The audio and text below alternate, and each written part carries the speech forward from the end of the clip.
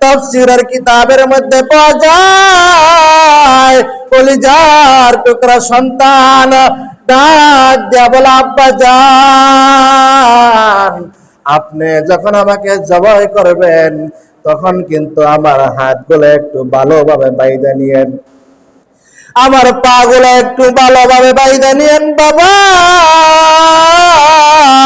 আর শুরুটা একটু ভালো করে ধার দিয়ে নিয়েন।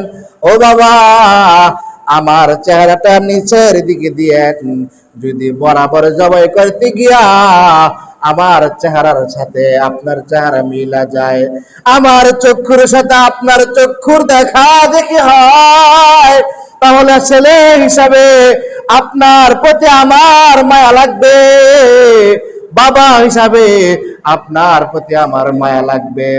আপনি আমার দেখেন না, আমার চোখ গুলো একটু বাইদা দেন, আপনিও আপনার চক্ষু গুলো একটু বাইদা নিয়েন বাবা। কারণ যদি চোখের সাথে চোখের মিল হয়ে যায়, বাবার সন্তানের প্রতি মায়া মহাব্বত সৃষ্টি হবে, সন্তান বাবার প্রতি মায়া মহাব্বত সৃষ্টি হবে। সুতরাং বাবা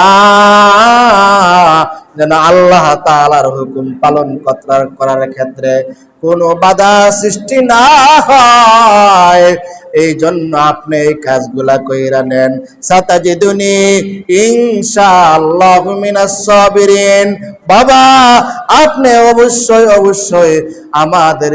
আমাকে ধৈর্য ধারণ করার অন্তর্ভুক্ত পাবেন।